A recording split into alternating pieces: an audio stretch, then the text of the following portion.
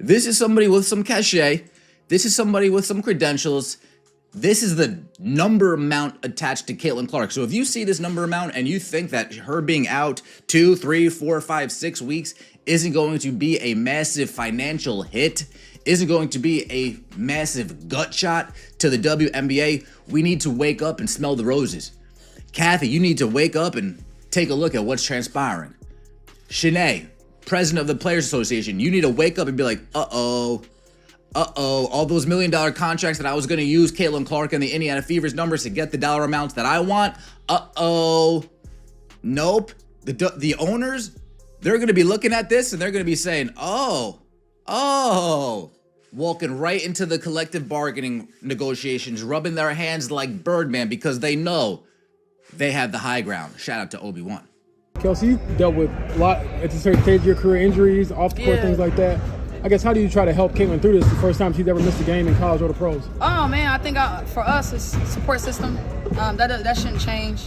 I think Caitlin knows that she has the ears and eyes of the locker room, and the support that she has behind, whether it's us or anybody else.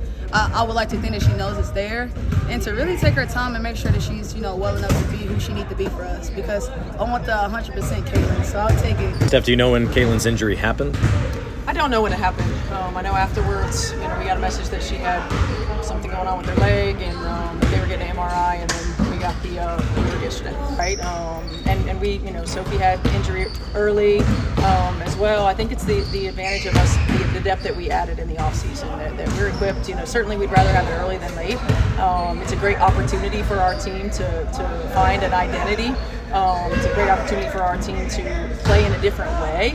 And I also think it's a great opportunity for Caitlin to watch the game from the sideline and to grow in almost like a coaching kind of mindset and see some different things that we might be talking about on film, addressing in practice to see it develop in life. Turns out she's human after all, Dan. She's going to be out for at least a couple of weeks, it appears. I don't know. And what does that overall do to the WNBA? This is your time to shine, ladies. I mean, the ladies of the WNBA have whined and moaned that it's not about one person. Well, okay, for a couple weeks, right here in the middle of it, you get a chance to prove that it's not only about one person. I don't know that that's great for the WNBA. Maybe the WNBA gets a little lesson in the importance of Caitlin Clark. Either way, maybe they learn it is more than one woman, or maybe they learn it's only. But I am fascinated by it. As to the Fever, you know what? This was a team that I think, I know expectations were to compete for a championship. They'd won some, lost one to Liberty, lost one to the Dream, and, they were going to build it, continue some new players, Sophie Cunningham, a couple others. But it sets them back, no question about it, which is going to set back the interest. The WNBA just got its biggest reality check yet. In a league still struggling to cement its place in mainstream sports culture, the momentum felt unstoppable. Until now. In an instant, everything has changed. And make no mistake, the panic behind closed doors is real. Because Caitlin Clark is out. Yeah, what's interesting about Caitlin Clark? Remember last year, she played in the Final Four. Right after that, she went immediately to the WNBA. Draft came, season started, and, didn't miss a beat. And all of a sudden, she got a little rest and comes back, gets a little banged up. I heard you talking about it earlier, and it's going to be fascinating to me, Ricky. I've been to Fever games, and the one thing you notice, and this is more so than even when Peyton Manning was the quarterback of the Colts, the jerseys, the number 22, the various styles, whether it's a T-shirt with 22, whether it's an Iowa jersey, whether it's a Fever jersey, a throwback, whatever. The amount of people in yellow 22 apparel is stunning. It is more than Peyton Manning ever had leading the Colts to a Super Bowl. It's more than Reggie, more than anybody I've ever seen. I've never seen anything like it. Now she's not going to play, so I'm curious, are we going to have sellout crowds? Are the Pacers going to draw the attention nationally when they play the Sky or the Liberty or the Sun or whoever? Well, the first game that she's going to miss is at the Washington Mystics, and Dan, I think it was the Mystics owner who said, why can't everybody be on the cover of Time magazine? Why can't we just share this award, everybody in the league? So she's going to get some of that participation trophy spirit when the fever come into town, and we'll see how many people rush out to see the Washington Mystics play them without Caitlin Clark. Let that sink in for a second. The same Caitlin Clark who dragged this league into the spotlight. The same Caitlin Clark who made casual sports fans care about a league they had previously ignored. And now, after just a few short weeks into her rookie season, a 2-week injury has already put the brakes on the entire operation. That's not hyperbole. This is the cold, harsh truth that the league, the team owners, and the Players Association are facing right now. Because Caitlin Clark isn't just another star, she's the entire engine of the WNBA's current growth. And without her, everything slows down. Ticket sales, TV ratings, sponsorship deals, fan engagement, all of it. And while the official announcement was that she'd be out for at least 2 weeks, anyone paying attention knows what that really means. 2 weeks is just when the reevaluation happens. Realistically, fans should be preparing for 4 to 6 weeks. And the league knows this. The fans know it. The sponsors know it. And you can already feel the shift. You can feel the eyes drifting away, the excitement fading, the energy getting sucked out of the room. People are already tuning out. I'll come back when she's healthy. That's the kind of sentiment floating around social media. And you can't even blame them. That's the kind of impact Caitlin Clark has. That's how magnetic her presence has been. So when you take that away, you take away the very thing people showed up for in the first place. Let's talk numbers for a second. Last season, 26.5% of all WNBA-related economic activity, from merchandise sales, ticket revenue, to television deals, was directly tied to Caitlin Clark. Not indirectly, not symbolically, directly. That's a staggering number. And it's not just from random fans or YouTube talking heads. That figure comes from financial analysts and economists who actually specialize in sports valuation. One of the most prominent voices in that space, Professor Brewer, predicted that if Caitlin simply maintained her momentum through an expanded 2025 season, she could be responsible for nearly $875 million in total WNBA economic impact. Let that sit. One player, almost $1 billion. And if the growth continues, if the fans keep showing up, if the media keeps covering it, if the buzz remains steady, that number could easily exceed $1 billion. That's generational wealth-level influence. That's transformative money for a league that's been clawing for attention for years. But now, that entire projection has been flipped on its head. Every additional day Clark is off the court isn't just a bummer for fans, it's a direct hit to the league's bottom line, and not a small one. This is a gut punch, a wake-up call, a brutal reminder that when you build an entire marketing machine around one person, you better be ready for what happens if that person goes down. So, what does this mean in real terms? Let's start with the most obvious. Ticket sales and merchandise. Cities that were prepping for sellouts, no longer happening. The Indiana Fever were scheduled to play the Washington Mystics, and in response to Caitlin Clark's growing popularity, the Mystics actually moved to a larger venue, one that seats over 14,000. Same with the Chicago Sky, who opted for an arena with 18 to 19,000 seats. All of that in anticipation of the Caitlin Clark effect. Without her, you're looking at attendance cuts in half, maybe more. That 14,000-seat arena will be lucky to see 8,000 in the stands. The 19,000-seat venue could dip down to 10 or 11. Even with solid promotion and local support, the draw just isn't the same. And if people aren't in the building, they're not buying merch, they're not buying beer, they're not grabbing overpriced food, they're not staying at hotels or flying in from out of state. That entire secondary economy that was booming around Clark's presence, it's dried up. Overnight. Think about the super fans who were planning cross-country trips. Think about the international fans from Australia, Germany, or the UK who were traveling just to see her play live. You think they're still coming? You think they're hopping on a 10-hour flight with a layover, customs, hotel costs, all to watch a depleted Indiana Fever squad without the very reason they bought tickets in the first place? Absolutely not. And let's not ignore the local economies. The ripple effect is massive. Every game Clark plays in is like a mini economic boom for that city. Hotels raise their prices, restaurants prep for full tables, bars stock extra inventory, all of it in anticipation of game day traffic. Without Clark, those reservations vanish, those walk-ins don't happen, that extra revenue disappears. For some of these cities, Caitlin Clark wasn't just a WNBA player. She was a stimulus package. And what happens when demand drops? Prices fall. Floor seats that were going for $1,000 are now getting resold for $400. Mid-level seats dropping from $300 to $100. That resale market that was booming just a few weeks ago, it's collapsing. A quick check on secondary ticket sites shows entire sections with dozens, sometimes hundreds of listings available. Fans are trying to offload their tickets, desperate to recoup even a portion of what they spent. And that's just the arenas. We haven't even gotten to the television side of this. Because if you think the in-person drop-off is bad, just wait until those viewership numbers start rolling in. Before the injury, Clark's games were breaking records. The matchups were pulling in hundreds of thousands of viewers on networks that normally struggled to get noticed. One game against the Atlanta Dream pulled in nearly 600,000 viewers, while going head-to-head with NBA playoff broadcasts. That's unheard of. That's a level of crossover attention the league hasn't seen in decades, maybe ever. But without Clark, that same slot is expected to drop to somewhere between 300,000 and 350,000 viewers. That's a 40 to 50% drop, minimum. Some outlets are preparing for even worse. Because while hardcore fans might stick around, the casuals, the ones driving this massive growth wave, they're not setting aside 2 hours for a game they feel less invested in. They're not rearranging their nights. They're not tweeting about it. They're just gone. The Chicago Sky game airing on CBS might be the exception.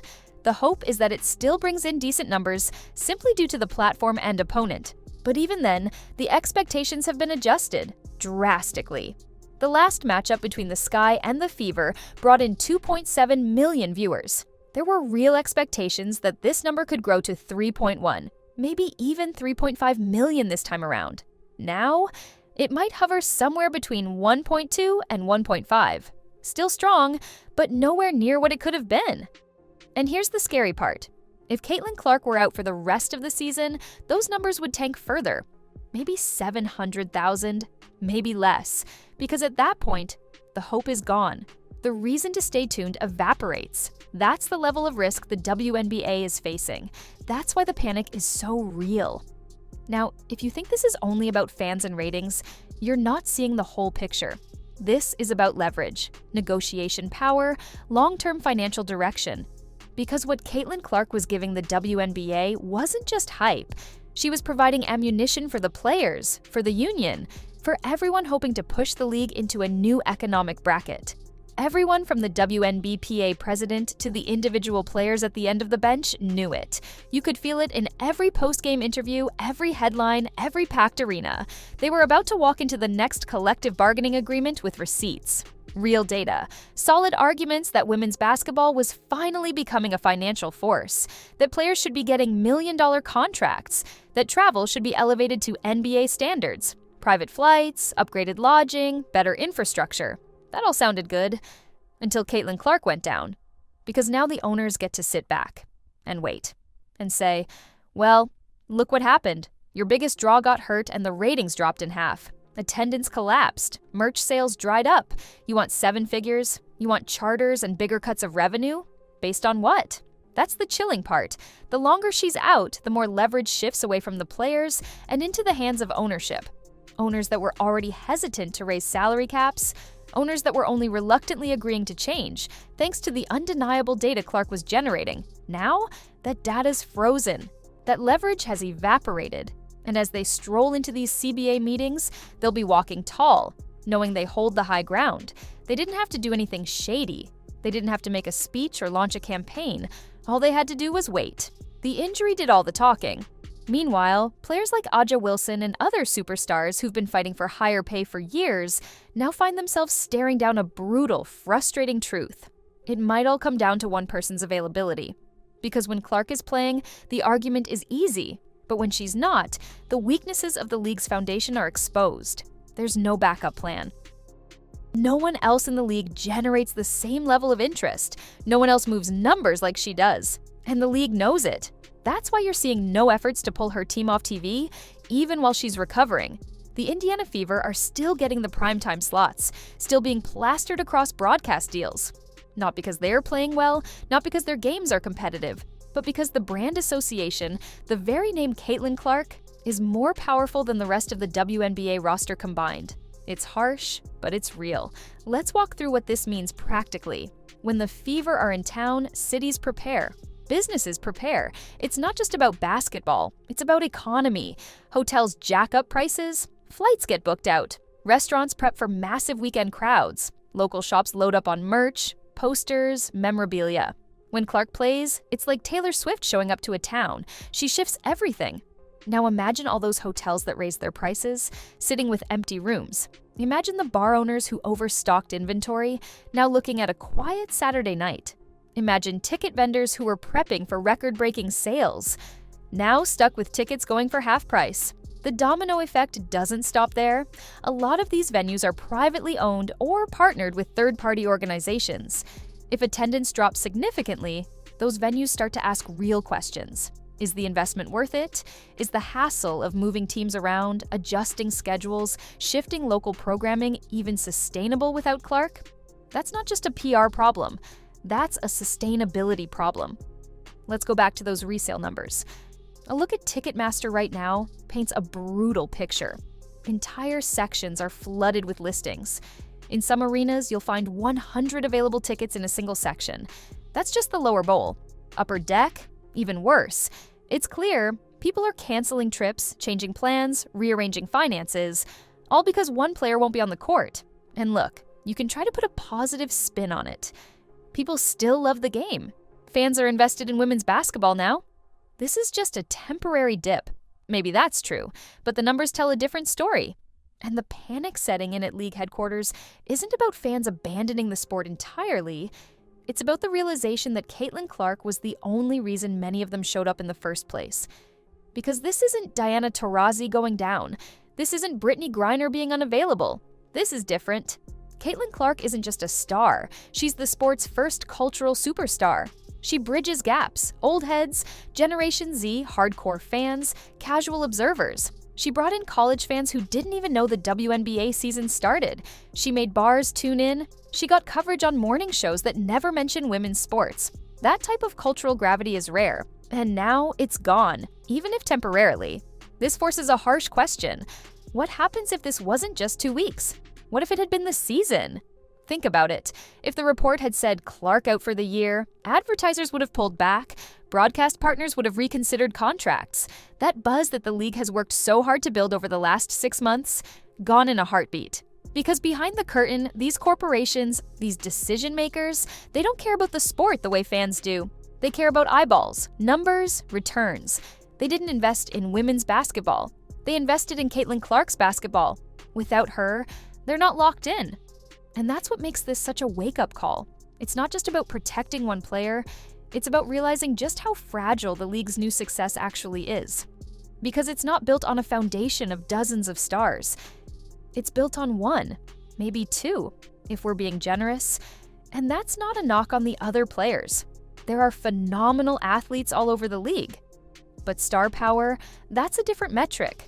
That's about media presence, cultural influence, viral clips, brand partnerships. And right now, Caitlin Clark owns almost all of that. The WNBA can't flex out of this situation the way the NBA does when stars go down. When LeBron or Steph gets hurt, the league just plugs in another game. Another star, another matchup. They have the depth, the brand equity, the reach. The WNBA doesn't have that luxury yet. So what's the move? For now, they have to keep the Fever on TV. Even without Clark, the association with her name carries weight. Advertisers would rather take a 1.2 million viewer hit than drop to 400,000 with another team. It's that serious. But this should be the moment where the league wakes up, where ownership understands how vulnerable they really are, and where players and leadership recognize that they need to urgently develop more stars, more visibility, and more structural support for the long haul. Because if the entire ecosystem collapses every time one player misses a few games, then it's not a league. It's a house of cards. The ripple effect of Caitlin Clark's injury is still unfolding, but one thing is clear: the panic inside the league office is no longer just speculation. It's strategy meetings, phone calls, public relations scrambling, and quiet negotiations happening behind the scenes. What should have been just a minor hiccup in a long season has exposed the entire ecosystem's fragility.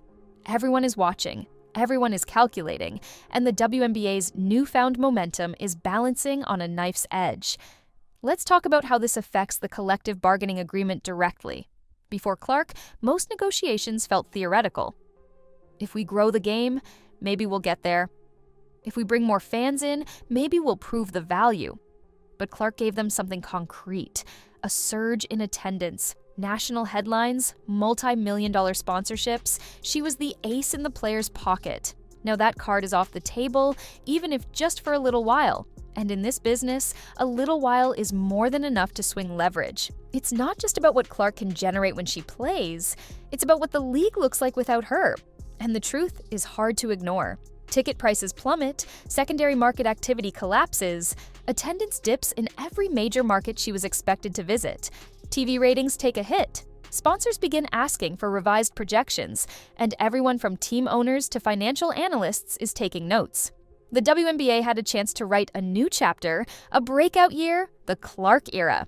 But if the current numbers hold, and if her absence stretches beyond a couple of weeks, this era might become a cautionary tale instead of a success story. It's the difference between a boom and a bubble. Consider the cities that rolled out the red carpet, moved games to bigger venues, restructured schedules, hired more security, printed special edition jerseys, and launched new ticket bundles.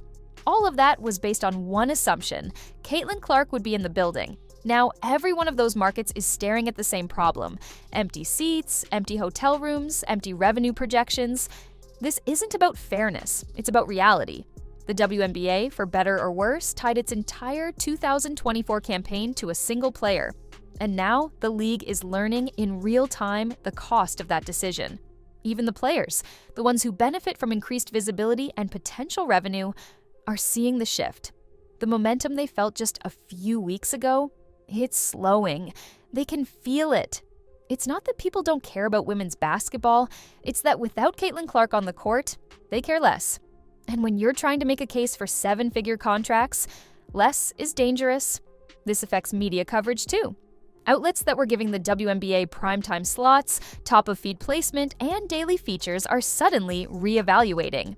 Editors are pulling back. Segments are shrinking. Because without the constant magnet of Caitlin Clark drama, the highlight reels, the buzzer beaters, the crowd reactions, it's harder to justify that coverage. And that's a problem no press release can fix. The Indiana Fever, to their credit, are trying to hold the line. They're playing their games. They're trying to make the most of a tough situation.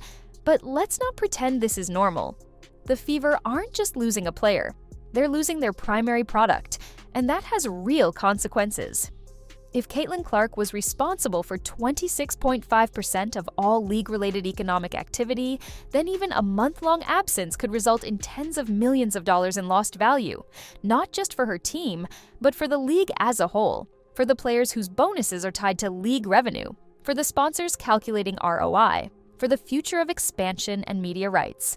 And don't forget the fans. The families who planned entire vacations around seeing her live, the kids who bought her jersey, the viewers who discovered the league because of her college dominance and followed her into the pros. These people aren't just disappointed, they're confused, disconnected. And if the WNBA doesn't find a way to maintain that relationship, they won't come back. So, what happens next? The league has two choices. Option 1, panic, downplay, and hope she recovers quickly. That's the short-term fix, but it comes with risk. If Clark comes back and re-injures herself or underperforms, that plan falls apart instantly. Option 2, start building a broader foundation. That means elevating other stars now. Aja Wilson, Kelsey Plum, Brianna Stewart, Jewel Lloyd. The talent is there, but the infrastructure to market them aggressively has been lacking. They need to get serious. Better social media strategy, better storytelling, better highlight packaging, better cross-platform visibility, and yes, better financial investment. Because Clark isn't just a superstar, she's a wake-up call. She showed what's possible, but also what's missing. She brought the storm, but the league wasn't ready for the drought that follows when she's gone.